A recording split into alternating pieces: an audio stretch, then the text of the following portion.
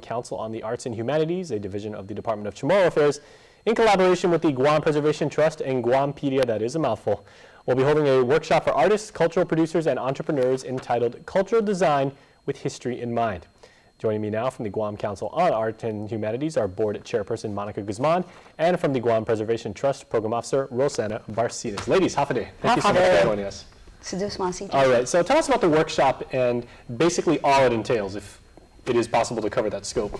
Oh, well, you know, we're really excited about this workshop because it's a collaboration with three very fine organizations, of course, CAHA, Guam Preservation Trust, and Guampedia. But it's bringing the archaeologists together with our cultural producers and artists and talking about how they can use the cultural history and give them resources in designing their products. Like, for example, jewelry, the sanahi, what is behind the sanahi? Why did our ancients use the spondulus? So answering those kinds of questions. So it's the first collaboration, and I believe the first workshop like this, right? We're actually connecting our artists of today with our ancient Chamorro practices.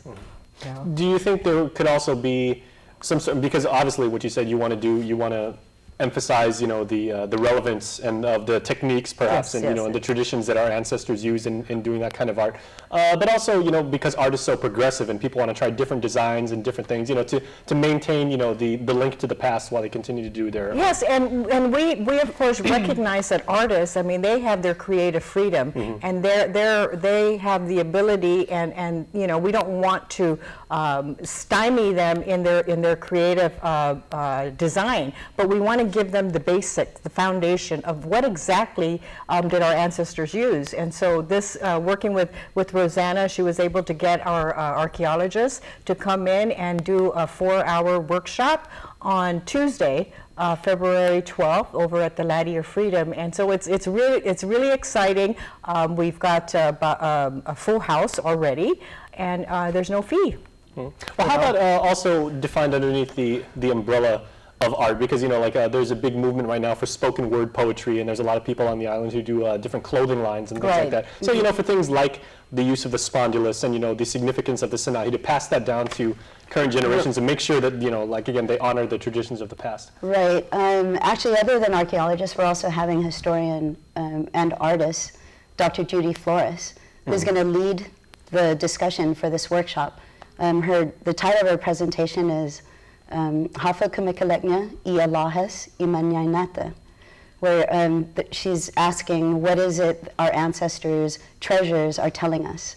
And so what Dr. Flores is, as an artist and also as a historian, and all the research that she did, a lot of people don't know that her PhD included surveying, getting into artifacts in several museums across Europe, in Germany, Spain, and she has this catalog of artifacts, and it wasn't just for her PhD, she actually shared it with the Guam Museum, and she answers questions like, with the sinahi, really, like, were they shell bead necklaces, and there have been no archaeological digs that actually prove that they were used as a bracelet, I mean, as a necklace pendant.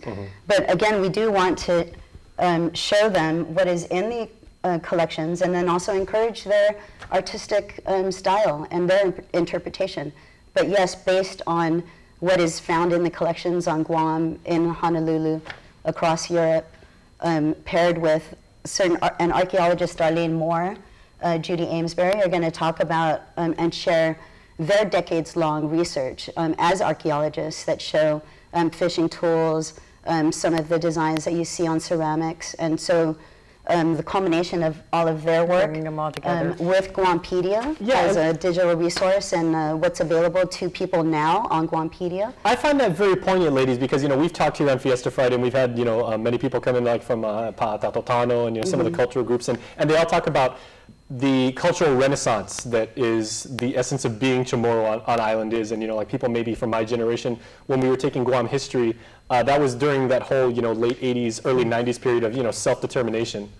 And now there's, you know, this big boom in imagery and symbolism and, you know, again, cultural and historical significance. Yeah, and I think it's important because, you know, we are a unique people. I mean, we have a 4,000-year-old history, and, you know, we need to have that cultural sense and cultural pride, and having the ability for our local cultural producers now to create items that we can wear with pride, and then this workshop will also provide them the resources and the reference material, you know, so that when they're at the fairs and people come by and ask, well, what exactly is a sanahi? They can be able to answer and give a correct answer, you know, and so we're really excited about just being able to share this information with our cultural producers. And of course, you echoed those statements when you were here with Vice Speaker B.J. Cruz the last time. Yeah. Excellent. Okay, so real quick, we got to go to commercial, but where can people find out more information? Because it's a fascinating subject that certainly we've just scratched the surface on. Because of limited seating at the Ladia Freedom and our collaboration with Guampedia,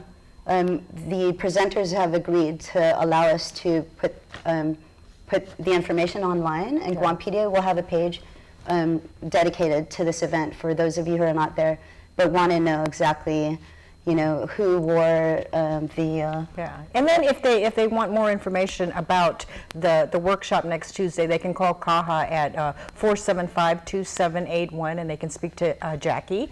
And you know, I'm glad you brought that up about our last appearance here, because this is all leading up to hosting the Festival of Pacific Arts. You know, we want to build a capacity for our cultural producers, and you know, just talking with the Preservation Trust, we want to start a series of these. So, all right. Workshops. Oh, okay, well, good work, ladies. Thank you so much. We do appreciate it. And we'd love to have you back to talk about like further developments. Thank you. Come back anytime.